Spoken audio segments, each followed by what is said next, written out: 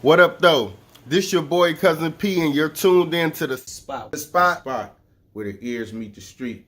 Here with the players, the best. You know what I'm saying? Whatever you. Damn, I don't even know. I gotta get the shit where your ear eat. What is it? Where your ears meet the street. Where your ear meet the street. The spot where your ear meet the street.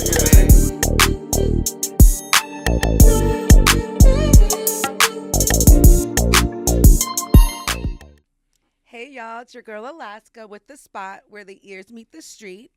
I'm here with a very special guest. What's up, everybody? It's J.Phin. You feel me? You might know me as Jordan from the Shakur Center, one of the Shakurs. They see my motion, they say, nigga, you can't do that. But I got this city swinging through these buildings like a new jack.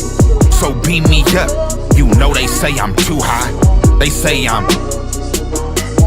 They say I'm. They say I'm. They say I'm. They say I'm. They say I'm. They say I'm. They say I'm. They say I'm dreaming too high, like my boots ain't muddy. From fourth to the bricks, done ran more plays than everybody. Sat back and watched the game, see I mastered how to study. Do y'all really wanna win, or just play buddy, huh? See, soldiers wanna win. I pray my God to save you because my nature wanna spin. Challenge you to combat in any field you choose. Put my life on it, nigga, and I bet I never lose. All right, so you do multiple things. Okay. Yeah. Tell me a little bit about the Shakur Center. The Shakur Center is home base for CNB Neighbor Program. We're a Pan-African organization. We operate over a dozen programs, including our free food program, which gives out groceries 3 times a week. We have a full-time kindergarten through 8th grade school called Malcolm X Academy for African Education. That's in its 4th year operating. Wow. And then like a health clinic, you know, a bunch of different things, a newspaper, political education classes, a bunch of that. We're part of like a larger nationwide and international organization, Community Movement Builders, that has different chapters. And so, yeah, that's, you feel me? That's what we do, community organizing wise. Wow, thank you so much. That's great. You're giving back to the community. We definitely need that for our people. Yeah. So thank you for that. For sure. All right, let's get into it. Yeah. All right.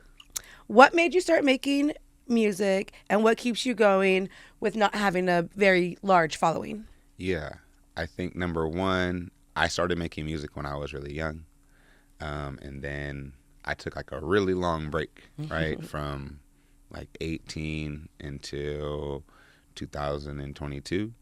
So like, yeah, a long time. I think that's like 14 years. Okay. So I had a heart attack in 2022. And so I never stopped writing, right? Like I always wrote poetry, I wrote essays, and then like an occasional song, right, that I would just keep tucked. But in 2022, I had a heart attack after like fighting a case, and you know, someone that was around me at the time was like, hey, bro, I think you should turn your poems into songs and like see how that helps you. And I've been doing that ever since. Yeah. So your people knew that you wrote poetry back then? Yeah. So like, again, like I've published poetry in our newspaper. I would like get up and read them at open mics, but I just wasn't like putting it to music anymore. Right. I kind of thought like I was too old for that. I had gone past that. So, yeah. Speaking of too old and heart attack, how old are you? Currently, I'm 35. Okay, so young. So you were like 33. 32. 32. Yeah. I know 35 don't feel young anymore, but we're still young, okay? Yeah. I know our body says otherwise. But yeah, so 32, that's so young. Well, I'm glad you're here. I'm glad you've healed. Do you have any like residual issues with that, or are you pretty A-okay? Yeah. Have you ever heard of broken heart syndrome? Yes. So that's what I had, right? So it's essentially that your heart is so stressed out and fatigued, right, that it just stops working. And I think, right, the fact that I was only 32 is probably why I'm here, right, and okay, right, like that I'm healthy, that I like, you know, I'm a coach, I like do those things. So I think that's probably what saved me. But yeah, like I was under a lot of stress, a lot of pressure, a lot of grief and heartache and all the things at that time. You're a coach. What do you coach? Now I just coach my babies. Okay. But like I have a history coaching football at a pretty high level. Oh, awesome. That's really cool. Yeah. That's really good. Awesome.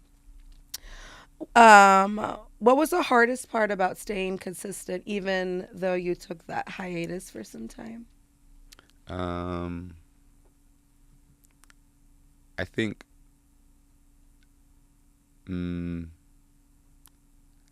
without like in that hiatus, I was just so focused on football. But I think about like the consistencies from like 22 to now, just because like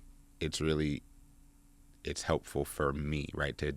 It is that outlet, right? It is therapy. It's a place that I can vent, that I can usually, right, get away and have a conversation with God or whatever, right? And like it allows me that moment to get away.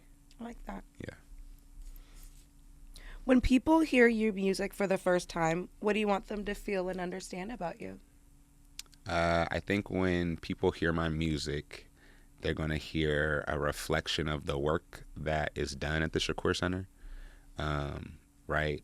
And so I think, or I hope that they feel and take away that, like, the power that they have inside of them, you feel me, that they should be and can be standing up and fighting for their community, and, like, how they can be doing that, and that, like, we have a history of doing that as African, indigenous folks, and, like, there's histories of wins, right? And that the more that we all do that, the more wins that we all collectively have, and the closer we get to the end goal of liberation. So I think that's what I hope that people take away from my music.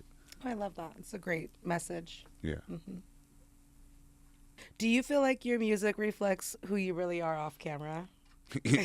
I think that's the one thing, like, that I could say more than anything is, like, I've got to be around a lot of different artists, and, like, maybe they make better art than me if that's how niggas feel. But, like, on the real, like, I don't think anybody else is actually living what they are talking about in their songs at the level that I am, honestly and truly.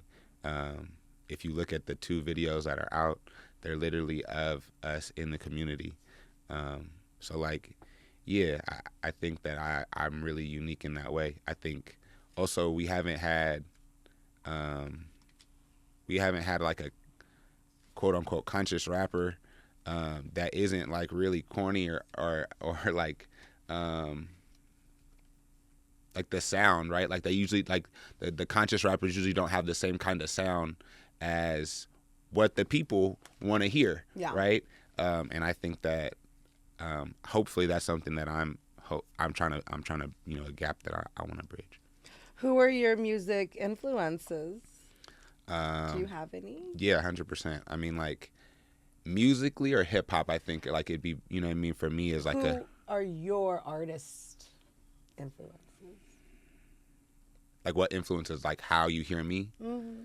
Yeah, most people notice Pac. They notice DMX. Someone the other day said Mobb Deep, which was kind of, I was like, oh, okay, I could see that. Someone who like influences me and like pushes me as a writer is like Rex Life Raj. I was a really big fan of Chance's last album. And then like Nip is always like a huge influence over me. It's tight. Okay. So I think like those things, those folks, again, like Dead Prez as a conscious group. And then again, like I grew up, I'm from the Bay. I'm from San Francisco. So like, you feel me? That sound, and then again, specifically for me, like the Bay always had resistance, even in like all of their, and even in the midst of hyphy, in the midst of like mob music, like there was always a political message, and so like I think, you know, again, I'm a product of, you know, all of those things, and I think that hopefully like that sound comes out. I want that sound to come out because that's who I am. Awesome. Yeah, you mentioned Nip, and that's who I'm like thinking of when you're saying that you're like in the community, you're active. That's what it's reminding me of. Oh yeah. Nip is, for me, it's like, again, people I listen to is probably Pac, Nip, and Raj are like the top 3 folks that I listen to, and then like I said, I would add Chance. But yeah, I love that. Pac's my favorite. I want to get him tattooed on me. oh yeah, I have the Do rose you? that grew from. That's my favorite poem. I love it. And And go ahead. Yeah, so like again, that's right. We call ourselves the Shakurs, and most people just know Pac, right? But Right. Our work and our politics centers really Asada, and Revolution is Love. Her poem is what our kids read at school. Again, our health clinic is the Dr. Matulu Shakur Health Clinic.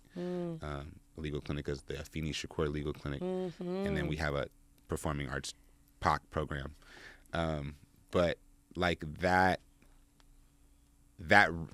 again, that politic and that like who made him, and like that realness that he brought of who we are and the sound, right?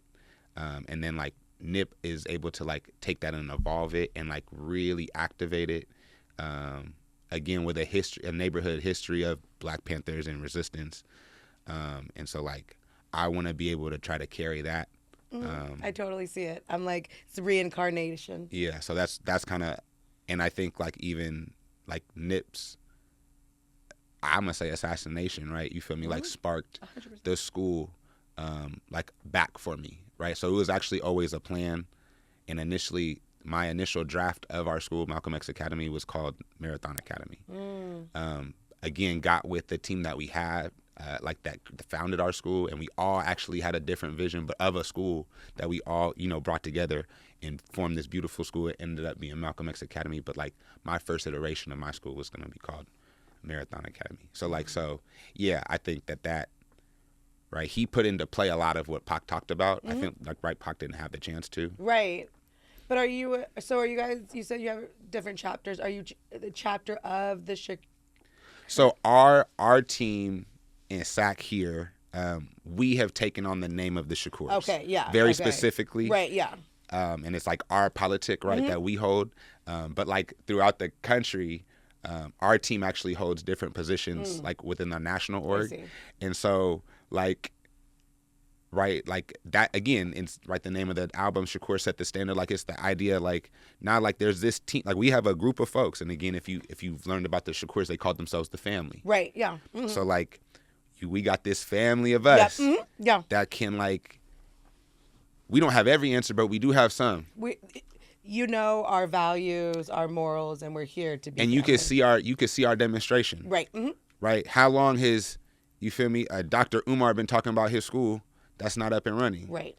And here are some folks right in the hood in Sacramento, in your city, you feel me, that have a school running for 4 years. Right. That most people don't even know about. Right. And they're running around donating to this and that cause when it's like, oh, you could be pouring into these babies. Right. And what I heard, because we were talking a little bit earlier, is that you haven't had just one location for that. So it sounds like a cause that by all means necessary, we're going to make sure that we have a space for these children, for our community. Yep. You talked about there was a 1-bedroom. Yeah. Right? Yeah. And then you like chuckled about like how kind of hectic it was in that moment. But you made a space for what you needed, right, what we needed. And that's like where the music comes from, right? Is even that struggle of like, right, wanting to crash out, like what is going on? Yeah.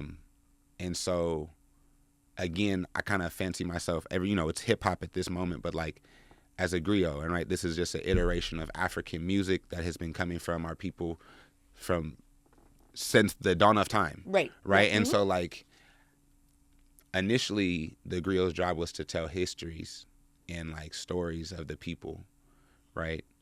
And not lie, right? Like they were supposed to be documentarians. Yep. And so like we are so far removed from that. Yeah. Right. And again, our goal, even like if you look in here, right, like the continent is what we call right side up. Right. And most people are like, oh, it's upside down. It's like, oh, it's right side up if you understand your history, your identity, who you are, how colonization changed even the way that we view the world. Right. And so we're trying to get people to see themselves in this way. And so again, the music is trying to bring us back to that culture of like, how do we resist? How do we fight? How do we really tell our stories? And so again, I see that in again in those artists that I've named, and so I think that's what I try to draw from in. We need that right now more than anything. We need the voice. We need the the togetherness. Yeah. We need to know that we're powerful. We're not all these other things. So I love that, and it's so great. It's great that you're using your outlets in so many different ways to get to the same message. Yeah. You know. Yeah. What's the hardest part about being an artist right now? I think like one, this figuring out how do you,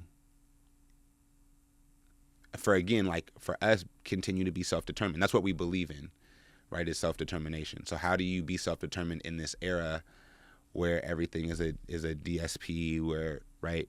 And again, there's examples, right? Like Nip was a great example. I mean, like, right, LaRussell, I think, has done a good job until, we'll see what happens. He just signed, right? Well, yeah, and I think, right, like, we'll see what happens. Yeah, Again, I can't speak on nobody before anything happens. We'll know see, what I mean? Yeah. But I think he's going to be in a much more difficult position than he was. Right. Oh my gosh, no more concerts for, whoever, And I don't know if like those things will go away, right? I think he has enough leverage to like. You think so? I think he has enough leverage to hold some of those things. I hope so. But I think like you have to be, again, like I think we have to also see like what other partnerships does he take, right? Or what like can't do or say, and operate. So I think those things change a little bit, but I think those things have, again, with any artist, change, right? Again, like Pac's message had to change while he was at death row, and it's why he tried to leave. And again, I think hopefully we learn from those things, and like I hope we do. Right, and like so that's a moment where it's like, okay, we'll see how that has shaped how we have progressed even in our, and so. But I think the hardest thing is like, how do folks figure out how to be authentic, right? And how to make that work for them, and profitable or successful or whatever, in their mind. Yeah, and I feel like you could be authentic and private as well. I think some people are afraid of those things. I'm pretty authentic and raw and real, but there is like this part of me that's very close to me, and so knowing that you can still show a part of you, but it doesn't have to be all of you, so but still be authentic. Yeah. Have you ever thought about quitting? If so, what keeps you going? Again, like since I've kind of come back to music in 2022, it hasn't been like quitting, but it's definitely like putting out this album, right? This is the first time like, I paid for beats, I paid for studio time, I, had an engineer, all of those things, and like the process that goes with it, instead of just like ripping this beat off YouTube, you feel me, recording it on my phone and putting it on SoundCloud. Yep. And so it was like almost like buyer's remorse, like, damn, bro, I could just go back to this other way, but not like a quit, right? But again, my team, my friends, my folks, they was like, bro, you got to put out an album. Like they was just on me. So it was just like, okay, I'm going to do that. Yeah. Be serious. You have serious things to say. Yeah. That was one of the main things. Someone was like, listen, like what you have to say actually really matters, and someone needs to hear it. Yeah. It's important. Your message is important. Like, let's not bullshit. And they were like, right. And just like based off audio quality, like someone might turn it off. Yeah. And like, now they've missed what you really needed, like they needed to hear. Invest in yourself, because you're totally worth it. I love that. Yeah. To your family and friends, thank you guys. What's something you've learned the hard way in this game that you wish somebody would have told you sooner?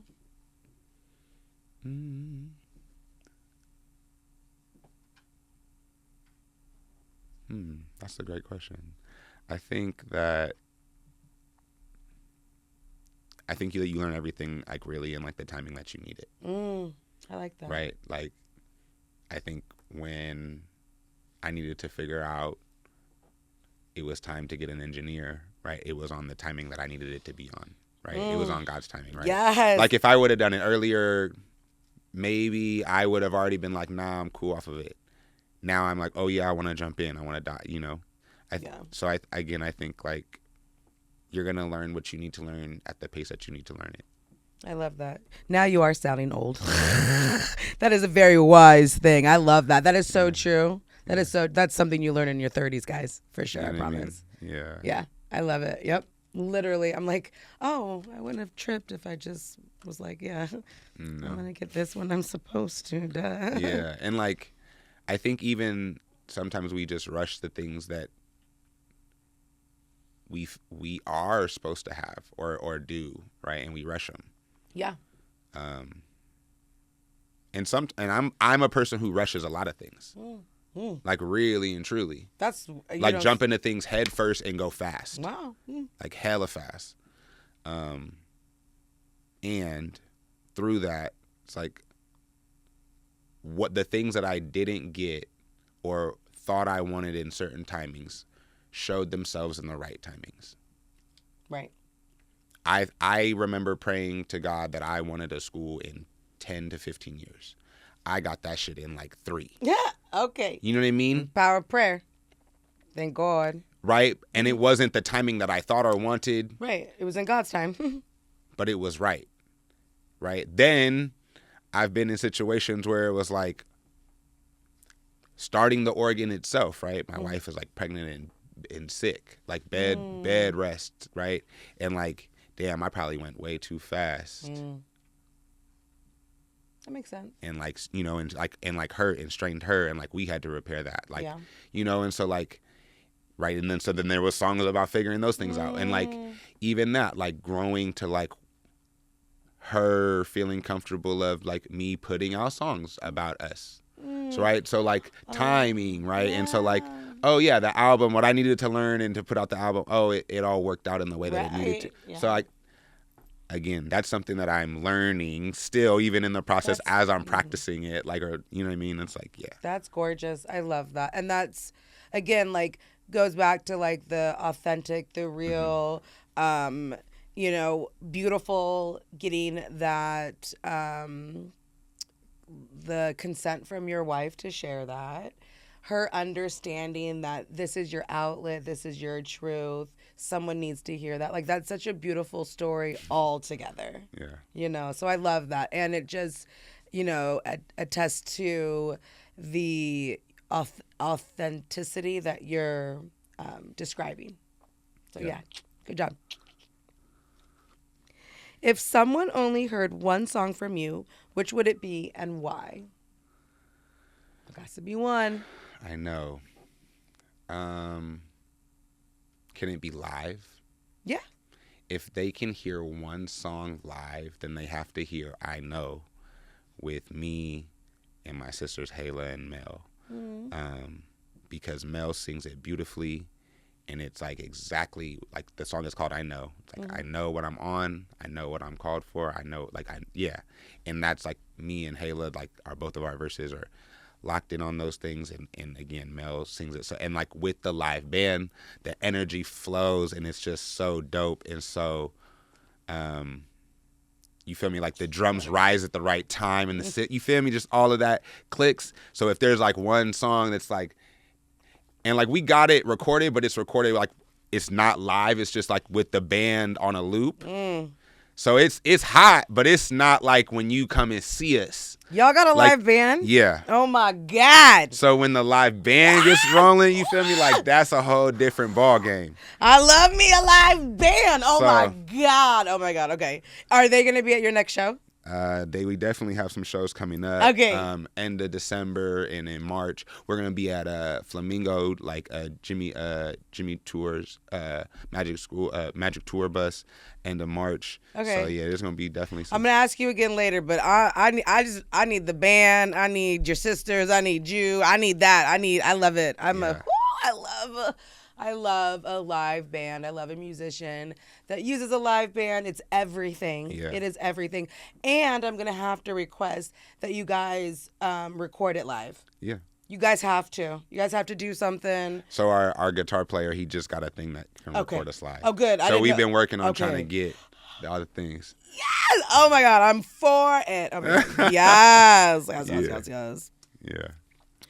What makes your music different from everything else out right now? I mean, ain't nobody else doing this. Nah. I mean, it's self-explanatory.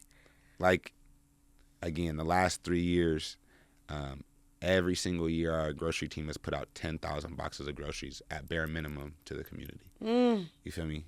Again, school is 4 years deep. We teaching these babies all their, you feel me, core curriculum like math, English, but also Swahili, self-defense, photography and videography, dancing, music production, and you know what I'm saying? Like, they writing poetry and plays and song. Like, nah, bruh.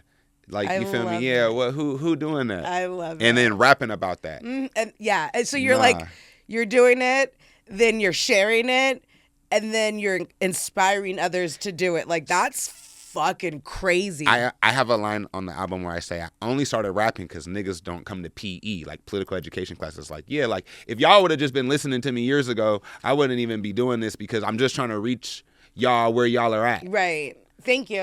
You know what I mean? But like, yeah, no, but yeah. and like, you know, it's somewhat tongue in cheek, but you know, there's truth in it. Yeah. Like, I think, yeah, like it was like a, and again, what I can say is like, since I've been really, again, taking music more serious, oh yeah, people are way more interested in tapping in with our audience. Like, oh my gosh, I love, like, bro, what? That's crazy. But I'm seeing how much of a connection it is. And so, yeah, at this point, it's like, yeah, we got to use it. Yeah, we need it, you know, and I don't know.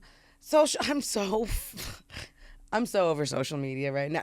I love social media, but the want to want whatever it is that people want, like the coolness or like, bro, just be you. Like, it's not corny to do this or that. Like, you know what I mean? Like, can I read this quote from Asada? Because like, it's literally, there's this quote in the book that she talks about, and I actually, again, I'm an educator, right? So I asked people this question, like, given the era that we live in, you know what I mean? How does this quote make you feel? You're asking me that, right? I mean, I'm asking whoever. Yeah, we could ask. Yeah. It could be to you. So Asada is describing this party that she's at. I'm gonna cut it down though. I go back outside, feeling like I'm from another planet. I feel lonely and serious. Something has been happening to me. A change that has been a long time coming. I want to be real. Am I the only bad doing hand to mouth, barely making it black woman there? The struggle I've been going through and the struggle I've been seeing is too hard to lie about, and I don't even want to try. I want to help free the ghetto, not run away from it, leaving my people behind. I don't want to style and profile in front of nobody.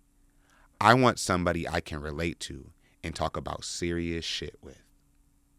Yeah, I love that. And so the question is, like, given in the Instagram era that we live in, how many of us can relate to that? Like, wondering if she is the only one struggling when every time we go on our phone, you just see, I'm a millionaire at whoop-de-whoop. Oh, I have this car and this house, and you could do it too. Right. If you buy my course. If you give me $5 million for this 2-minute course, I can show you everything you need to know. Yeah. Yeah. So I'm a hairdresser. That's what I do on my everyday life. Dope. And I'm very open about my neurodivergence. Like I've had, like I'm depressed sometimes, I have anxiety, self-harm, idolization, stuff like that. And it's like, and my clients are like, man, I just wish I could be as open as you. And it's like, why are we afraid to be? Like, this is just who we are. There's nothing. Be a human being. Yeah. And, you know, don't get me wrong. Sometimes I flex and I'm embarrassed, you know, but that's my anxiety. And it's not okay to act the way I do. However, I can talk this through you. I could, if I'm too afraid to explain to you that I have anxiety, then I'm too afraid to tell you I'm sorry for how stupid I just acted, you know, but I'm like, yo, I'm anxious. I just yelled. It made no sense. You probably hate me and you have every right to hate me. And when you want to talk to me again, let me know because I'm totally the wrong one. You know, like just be that open person, that genuine person. You don't have to hide behind all these facades. Like just be you. We're all so much more alike when we're just ourselves. Yeah. And that's what I got from it, right? Yeah. Yeah. You know what I mean? Yeah. So that, I love that. And that's what you share, you said. Yeah. Thank you. I love that.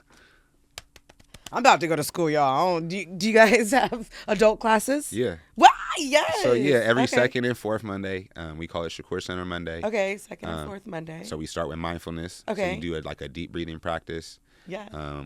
And then we have political education, and then either orientation or like a membership meeting, and then we have self-defense. We have self-defense every Monday, and that's for all ages. Oh my God. I'm so excited. Yeah. I'm going to be there. I'm my backpack on, ready to go, teacher. Teach me something. I'm going to be here. This doesn't end. I'm going to be so excited. I can't wait to You should go. pull up for Yeah, sure. yeah, for sure. I love it. I believe that true success is when you can give back to your community. So like what I hear from you in your community is how rich you guys are. Yeah. And I just want to see it. I want to be a part of it. I want to learn about it and I want to share it. So Yeah. again, thank you so much.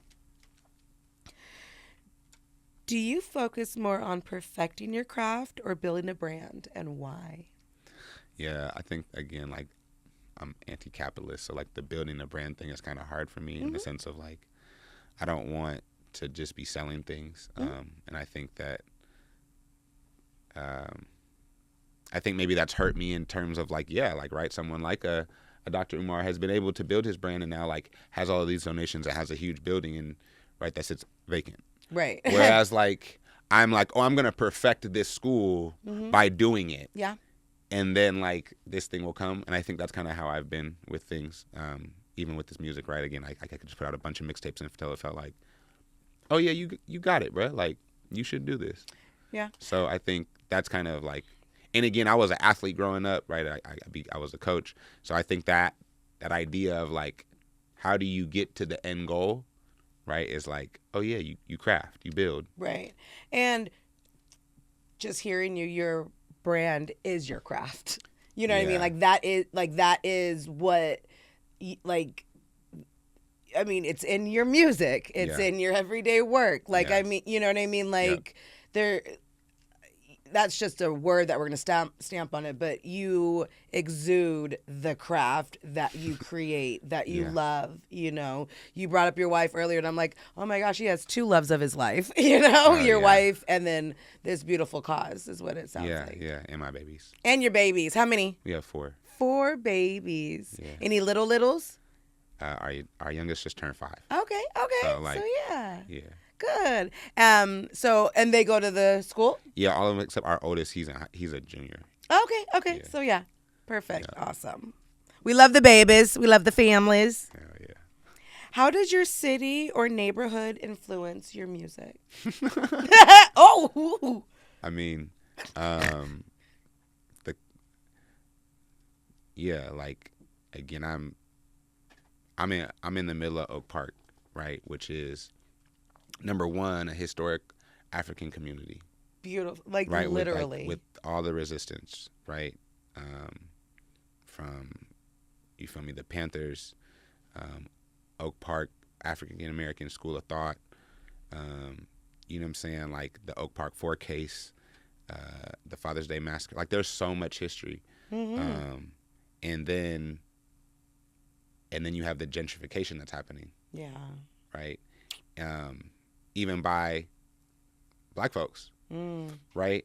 And so you have like this perfect storm of like what happened after the Panthers were dissolved, right? Like you have like the gangsterism, which is prevalent, in the tribalism, which is understandable, you know what I'm saying? But like is really just an offshoot, right? Because like this unifying force was broken up in the city.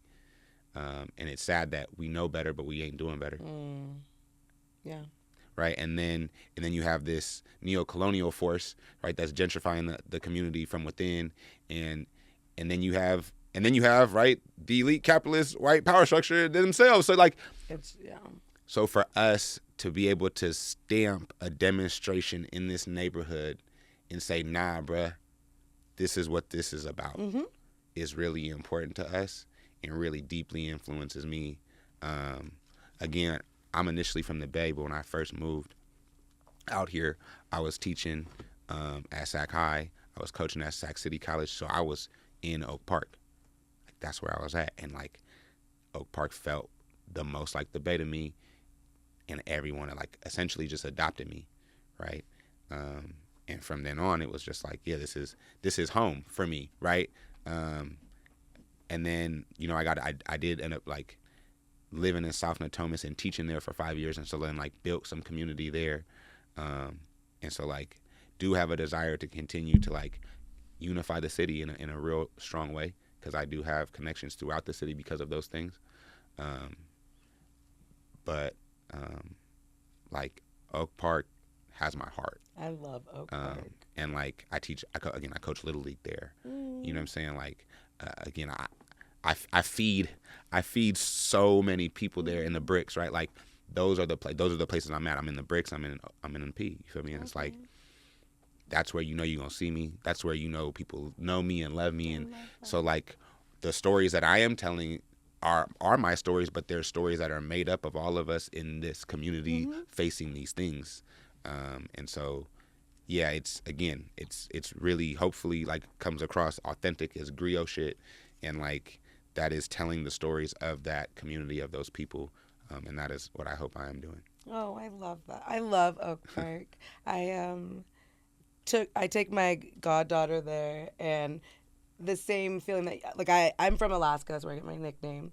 So I didn't know what Oak Park was, and I'm like, this just makes me feel like home. Like I got my aunties up. Like it just makes me feel more me. I don't know. I just like the roots of my feet just grow a little deeper when I'm out here, you know. And so I love that you said that, because that is what I've gotten from Oak Park. Yeah. It's such a beautiful place. It's such a rich place. You can feel all this like love, you know, if you go to the right places. And I think like that has to be brought forth and highlighted and like platformed, right? Yeah. Or it won't happen. Like, right, those other things are being uplifted, and so like the community latches on. But if we can make, you feel me, our motion, our movement, you know, look as beautiful as it really is, right, then people will be willing to join it, right? But I think right now they're so stuck in like, oh, these are the things that either make you successful or make you, you know what I'm saying, whatever, right, in this world. And so, right, again, we're trying to change that perspective. I love that. Yeah. Keep doing that. You will. I think those people, we people, that community, we're starting to kind of stand up a little bit more now. I think we're pretty chill, you know, easygoing people, but I think it's our time to just teach, you know, our fellow people. And so this is our time, and we're kind of standing together and rising. So it's being heard. Yeah. You know, it's definitely, that snowball's being made. It's becoming bigger and bigger every single day. You know, so I love that. And the solidarity is something that is beautiful, because we're all kind of coming together. So, yeah, definitely. Yeah. I hear you. We hear you. All right. What would making it actually look like to you? And what would you do differently when you get there? I think making it, I think for me in music, right, if that's what the ask is, would be that this music is able to be in different communities of ours throughout occupied Turtle Island, right? Connect Africans like throughout the diaspora and globally through this kind of this resistance music, right? I think that would be the goal. I don't think I would ever be like some huge, you know, artist simply for the fact of even just what I am saying, right? Like that is not what is going to ever be pushed. But I think that if there is at least an alternative for our people to listen to that can push them in a way that radicalizes them, I think that if there's folks like Lil Sis, like Hayla V, like who take influence from this, and then she does have the ability to blow up and be a superstar and a megastar. But if her politic is influenced and shifted by what we're doing, like what I'm saying, then that's a win, right? Yeah, exactly. Again, going back to Pac, right? Like I might not be the one, but I guarantee you I influence the one, right? So I think those types of things, again, that's what we believe in as the Shakurs, right? Those types of words, right? Right. And so, again, revolution means making the world user-friendly. If this is a way that someone else catches on, then I should do that, whether it's going to benefit me or not. That's in the making it, right? So I think, again, I want to set forth an example of what this could look like so that other folks, right? Maybe who are more talented or whatever, Yeah. can take it and push it further, because that's the end goal. Is like, how do we organize our people so that we ultimately win? You know what I'm saying? I love that. Thank you so much. All right, before we go, I know we talked a little bit about some things that you have coming up, but can you just go ahead and look at that beautiful camera and tell us all of your goodies that are coming up? Yeah, you should definitely go follow at cmb.neighbor program to tap in with all of our community work. And then, right, you got to follow at J.Phin, PHIN _music, to tap in with my music. Again, my album, Shakur Set the Standards, is on all the platforms. You could get it, you could buy a physical copy. I got CDs. You could get, as well, you could get it digitally on Even or Untitled. And then, we got a bunch of shows coming up. We got, I know, the 26th, I think at Torch Club, the 27th, at CSSB, the Circuit. We're at Magic Tour Bus in March, Torch again in March, I think.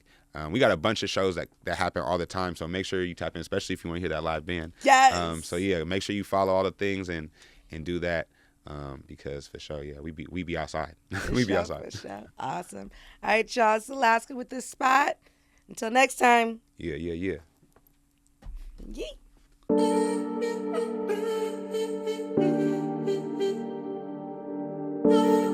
This brother from Detroit.